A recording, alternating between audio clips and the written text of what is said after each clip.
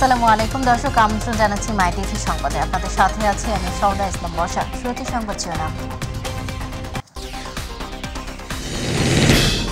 ভারী বৃষ্টিতে সিলেটে বন্যা পরিস্থিতির অবনতি, জলমগ্ন হয়ে পড়েছে নতুন নতুন এলাকা। পানি উঠেছে ওসমানী মেডিকেলে, চরম ভোগান্তিতে নগরবাসী। পবিত্র হজ পালন করতে গিয়ে এখন পর্যন্ত সৌদিতে পৌঁছেছেন ৫৬,৫৫৯ জন হজ যাত্রী। শতভাগ ভিসা ইস্যু হয়েছে। ঢাকা টাঙ্গাইল মহাসড়কে দাপিয়ে বেড়াচ্ছে অবৈধ ব্যাটারি চালিত রিকশা ও সিএনজি। আলাদা লেন চলে গেছে অবৈধ দখলদারদের কবলে। এবং ফরিদপুরের নগরকান্দায় সত্তর্ধ বৃদ্ধা ভিক্ষুককে সরকারি ঘর পাইয়ে দেবার কথা বলে অর্থ আত্মসাৎ। অভিযোগ উঠেছে স্থানীয় ইউপি চেয়ারম্যানের বিরুদ্ধে।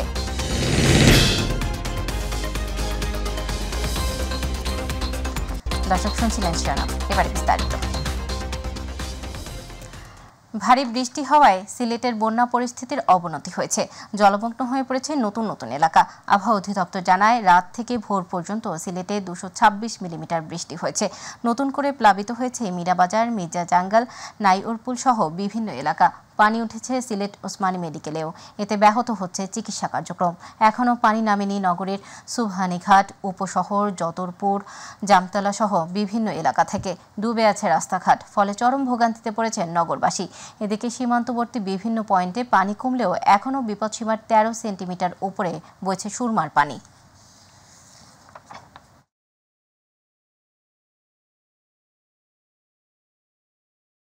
দর্শক, এই মুহূর্তে সিলেট ওসমানী মেডিকেল থেকে যুক্ত হচ্ছেন প্রতিনিধি মৃণাল কান্তি দাস।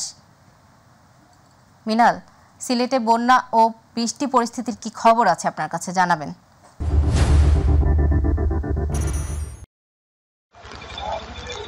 ধন্যবাদ সৌদা।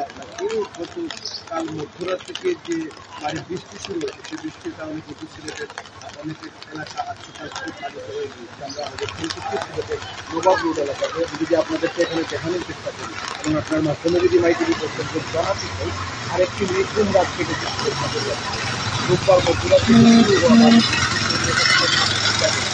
সোমবার ভোর পর্যন্ত সহযোগিতা করে বৃষ্টিতে নগরের শতাধিক এলাকায় বাসাবাড়িতে কাজ করছে। আমি দুটো করেছি ওসমানী মেডিকেল কলেজ হাসপাতাল ছিল, অনেক গুরুত্বপূর্ণ স্থাপন।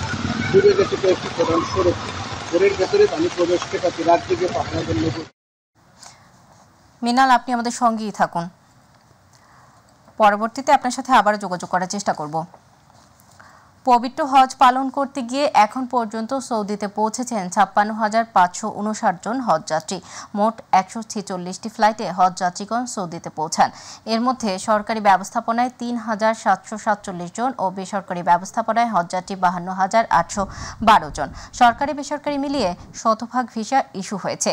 হজ সম্পর্কিত সর্বশেষ বুলেটিনে এ তথ্য জানানো হয়েছে। এ পর্যন্ত মোট ১৪৫টি ফ্লাইটের মধ্যে বিমান বাংলাদেশ এয়ারলাইন্সের ৭৪টি, সৌদি এয়ারলাইন্সের ৪৬টি এবং ফ্লাইনাস এয়ারলাইন্স ২৫টি ফ্লাইট পরিচালনা করেছে। হজের শেষ ফ্লাইট যাবে ১২ জুন।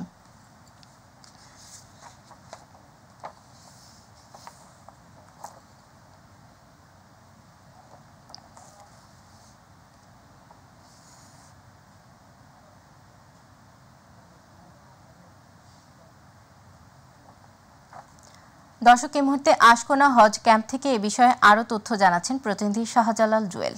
ধন্যবাদ। আপনি যেমনটি বলছিলেন, আপনি জানেন যে বাংলাদেশ থেকে যে হজযাত্রীরা হজে যাচ্ছে, সেই হজযাত্রার কিন্তু ১২ই জুনই শেষ ফ্লাইট। আমরা এখন দাঁড়িয়ে আছি রাজধানীর আশকোনা যে হজ ক্যাম্প রয়েছে সেখানে। আমরা হজ কর্তৃপক্ষের সাথে কথা বলেছি, তারা বলেছে আজ সারাদিন কিন্তু হজের সর্বমোট ৪টি ফ্লাইট যাবে। বাংলাদেশ এয়ারলাইন্সের ৩টি ফ্লাইট এবং সৌদি এয়ারলাইন্সের ১টি ফ্লাইট, যা ইতিমধ্যে বাংলাদেশের ১টি ফ্লাইট কিন্তু সৌদির উদ্দেশ্যে রওনা হয়েছেন। আপনারা দেখতে পাচ্ছেন আমি এখন দাঁড়িয়ে আছি রাজধানীর আশকোনা যেই বিমানবন্দর যে হজ ক্যাম্প রয়েছে সেখানে ইমিগ্রেশন পয়েন্টে, যেখানে বাংলাদেশ এয়ারলাইন্সের হজযাত্রীরা ইমিগ্রেশন করে। আপনাদেরকে বলে রাখতে চাই, এখান থেকে ইমিগ্রেশন কমপ্লিট হলেই কিন্তু তারা কিন্তু সরাসরি বাস যোগে কিন্তু বিমানবন্দরে চলে যায় এবং বিমানবন্দরে গিয়ে কিন্তু তাদের যে সৌদির যে ইমিগ্রেশন সেটা কিন্তু কমপ্লিট করে এবং সরাসরি সৌদি এয়ারলাইন্স অথবা বাংলাদেশ এয়ারলাইন্স সহ যেই কয়টি এয়ারলাইন্স সৌদির উদ্দেশ্যে যান সেগুলোতে গমন করার পরে কিন্তু তাদের আর কোনো ঝামেলা থাকে না এবং তাদের যে লাগেজগুলো রয়েছে সেই লাগেজগুলোতে কিন্তু স্পেশাল কিছু স্টিকার ব্যবহার করা হয়, সেগুলো কিন্তু তার তাদের হোটেলে পৌঁছে যায়। তো আমরা হজ কর্তৃপক্ষের সাথে কথা বলেছি, ইতিমধ্যে ভিসা যে জটিলতা ছিল সেই ভিসা জটিলতা কিন্তু কাটিয়ে উঠতে সফল হয়েছে এবং পরবর্তী যে হজ ফ্লাইট রয়েছে সেগুলো কিন্তু তেমন কোনো ঝামেলাবিহীন তারা হজে গমন করবেন বলে আশাবাদ ব্যক্ত করেছেন হজ কর্তৃপক্ষ। এই ছিল হজ ক্যাম্প থেকে আমার কাছে সর্বশেষ। ধন্যবাদ আপনাকে। জুয়েল, আপনাকে ধন্যবাদ। ঈদুল আজহা উপলক্ষে দ্বিতীয় দিনের মতো ট্রেনের অগ্রিম টিকিট বিক্রি করছে বাংলাদেশ রেলওয়ে। তবে কোনো টিকিট কাউন্টারে বিক্রি করা হচ্ছে না, শতভাগ টিকিট বিক্রি হচ্ছে অনলাইনে। আগাম টিকিট বিক্রির দ্বিতীয় দিনে দেয়া হচ্ছে 13 জুনের টিকিট।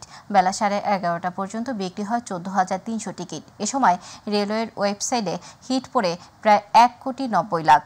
আগামী 6 জুন শেষ দিনের মতো 16 জুনের অগ্রিম টিকিট দেওয়া হবে। কমলাপুর রেলওয়ে স্টেশন ম্যানেজার জানান, সার্ভারের সক্ষমতার চাইতে বেশি মানুষ টিকিট কাটার চেষ্টা করায় কিছুটা বিড়ম্বনা হলেও সার্বিকভাবে সবকিছু ঝামেলাহীন রয়েছে।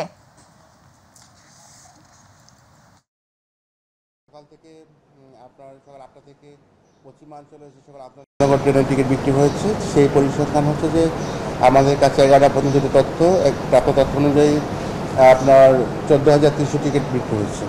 সার্ভারে আপনার হিট পড়েছে 1,90,00,000। তো আর 2টা থেকে পূর্বাঞ্চলে আন্তনগর ট্রেনের টিকিট দেওয়া হবে। এই হচ্ছে আজকের পরিসংখ্যান।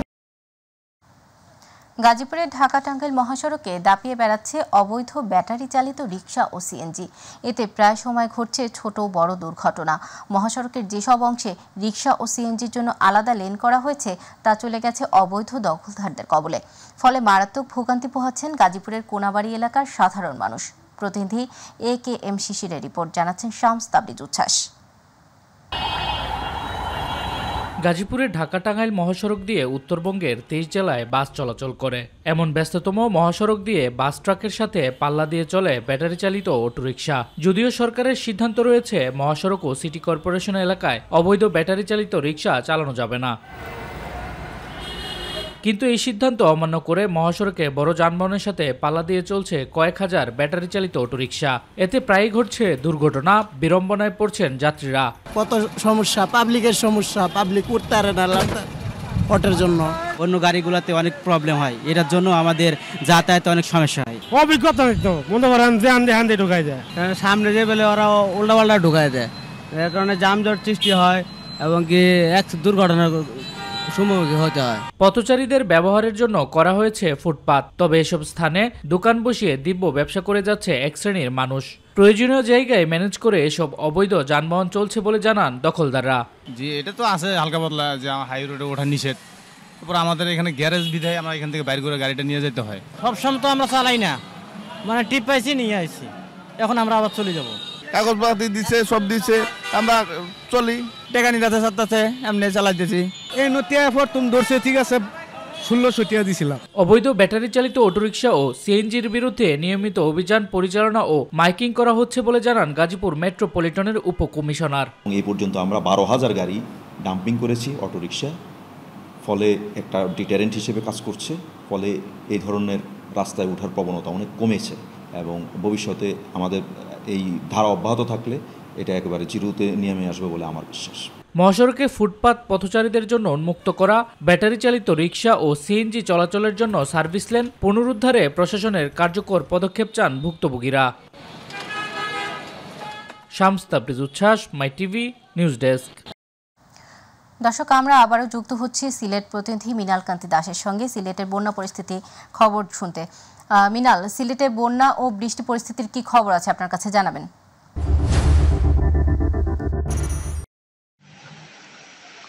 ধন্যবাদ সৌদা আপনাকে। আমি আপনাদেরকে যে আপনার মাধ্যমে দর্শকদের জানিয়ে রাখি, গতকাল মধ্যরাত থেকে যে বর্ষণ শুরু হয়েছে সেই বর্ষণে কিন্তু ইতিমধ্যে সিলেটের অনেক এলাকা প্লাবিত হয়েছে। আমরা অবস্থান করছি সিলেটের নবাব রোড এলাকাতে। আমি যদি আপনাদেরকে এখানে দেখানোর চেষ্টা করি এবং আপনার মাধ্যমে যদি মাই টিভির দর্শকদের জানাতে চাই, গতকাল কিন্তু একটি নির্ঘুম রাত কাটিয়েছে সিলেট নগরবাসী।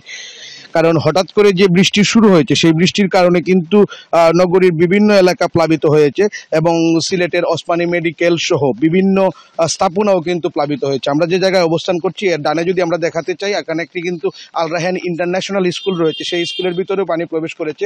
এবং আমার বাম পাশের অবস্থাটা যদি আপনাদেরকে একটু দেখাতে চাই, এখানে কিন্তু রয়েছে নিরাময় পলিক্লিনিকের ভিতরে কিন্তু পানি প্রবেশ করেছে। এবং এর আগে গত বুধবার এক রাতের ডলে কিন্তু তলিয়ে গিয়েছিল সিলেটের 5 উপজেলা। এবার এই ভয়াবহতার সাক্ষী হলো নগরবাসী। অথচ গত 2 দিন বৃষ্টি না হওয়ায় সিলেটের বন্যা পরিস্থিতির অনেকটা উন্নতি হয়েছিল, ফলে পানি দ্রুত নেমে যাওয়ার আশায় কিন্তু বুক বেঁধেছিল সিলেটবাসী। এবং রোববার রাতের বৃষ্টিতে সেই আশায় কিন্তু ঘুরে বালি। রোববার বিকেলে এক প্লসটা বৃষ্টি হয় সিলেটে, তবে রাত 12টা থেকে শুরু হয় ভারী বৃষ্টি, যা অব্যাহত থাকে সোমবার সকাল পর্যন্ত। আমরা আবহাওয়া অফিসের সাথে কথা বলেছি, আবহাওয়া অফিস আমাদেরকে যে বিষয়টি জানিয়েছেন যে রোববার সকাল 6টা থেকে সোমবার সকাল 6টা পর্যন্ত কিন্তু 24 ঘন্টায় সিলেটে 226.6 মিলিমিটার বৃষ্টি হয়েছে। আর সকাল 6টা থেকে 9টা পর্যন্ত বৃষ্টি হয়েছে 28 মিলিমিটার। তবে আরেকটি বিষয় আমি আপনাদেরকে জানিয়ে রাখি যে এর আগে থেকেই কিন্তু নগরের কয়েকটি এলাকায় বন্যার পানি ছিল, পানিতে টইটম্বুর ছিল সুরমা নদীও। বৃষ্টিতে রোববার মধ্যরাত থেকে নদী উপচে নগরের নতুন নতুন এলাকা ডুবতে শুরু করেছে, বাসাবাড়িতে ঢুকেছে পানি। তবে বন্যার কারণে কিন্তু সিলেটের যে অনেকগুলো স্কুলে আজকের পরীক্ষা এবং ক্লাস বন্ধ ঘোষণা করা হয়েছে এবং রাত থেকেই কিন্তু নগরীর বিভিন্ন যে এলাকায় বিদ্যুৎ সংযোগ বন্ধ রয়েছে। আসলে বলা যায় যে হঠাৎ করে যে বন্যা পরিস্থিতির সৃষ্টি হয়েছে তাতে কিন্তু চরম দুর্ভোগে পড়েছেন সিলেট নগরবাসী। আসলে এই ছিল সিলেট থেকে বন্যার সার্বিক পরিস্থিতির এখনকার পর্যন্ত আমার কাছে সর্বশেষ। সৌদা। মৃণাল, আপনাকে ধন্যবাদ। দর্শক, সিলেট থেকে বৃষ্টি ও বন্যা পরিস্থিতির সর্বশেষ খবর জানাচ্ছিলেন প্রতিনিধি মৃণাল কান্তি দাস। চলে যাচ্ছি অন্যান্য প্রসঙ্গে। ফরিদপুরের নগরকান্দার এক ভিক্ষুককে সরকারি ঘর পাইয়ে দেবার কথা বলে অর্থ আত্মসাতের অভিযোগ উঠেছে স্থানীয় ইউপি চেয়ারম্যানের বিরুদ্ধে। ভিক্ষাবৃত্তি করে জমানো অর্থ ফেরত না পেয়ে খোলা আকাশের নিচে খেয়ে না খেয়ে জীবন পার করছেন সেই অসহায় বৃদ্ধা। প্রশাসন বলছে অভিযোগ প্রমাণিত হলে চেয়ারম্যানের বিরুদ্ধে ব্যবস্থা নেবেন তারা। প্রতিনিধি শফিকুল ইসলাম জরির রিপোর্ট।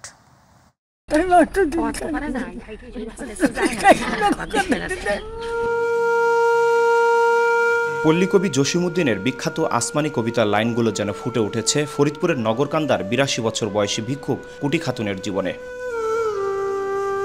মাথা গোজার একটি ঘর না থাকায় প্রতিবেশীর ঝুপড়ি ঘরে থেকে জীবিকার তাগিদে করেন ভিক্ষাবৃত্তি। অনাহারে অর্ধাহারে কাটছে জীবন। এমনকি অর্থাভাবে স্বামীহারা এই বৃদ্ধা আজও নাম লেখাতে পারেননি সরকারি কোনো ভাতার তালিকায়।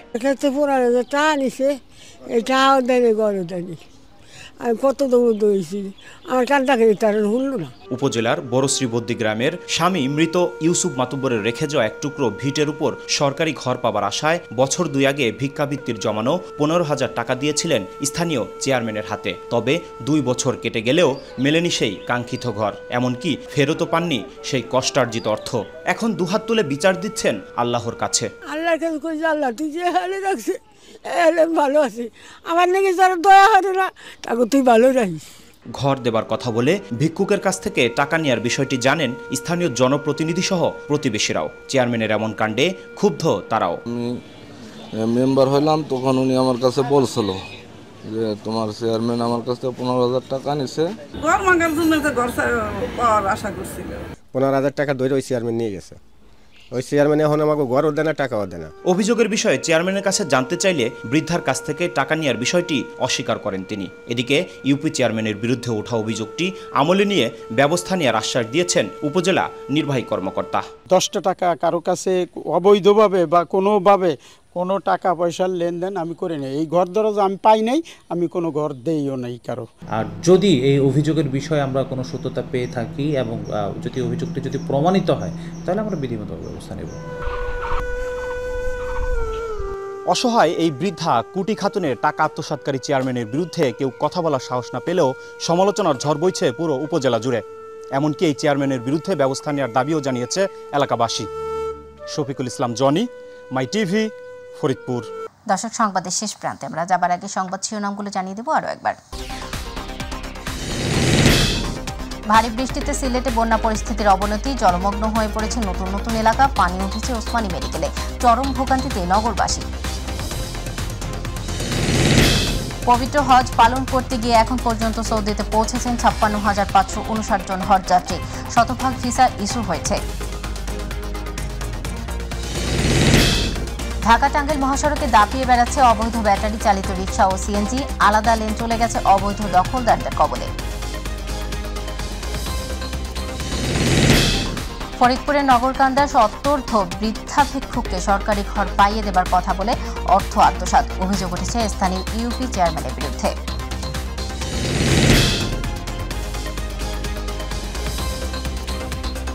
দর্শক, এখনকার সংবাদ ছিল এই পর্যন্ত। সাথে থাকার জন্য ধন্যবাদ। এছাড়া ইউটিউবে মাইটিভি সংবাদ পেতে ভিজিট করুন youtube/mytvbd নিউজ এবং আমাদের অনুষ্ঠান দেখতে ভিজিট করুন youtube/mytvবাংলা, facebook/mytvবাংলা। পরবর্তী সংবাদ দেখার আমন্ত্রণ জানিয়ে বিদায় নিচ্ছি। আল্লাহ হাফেজ।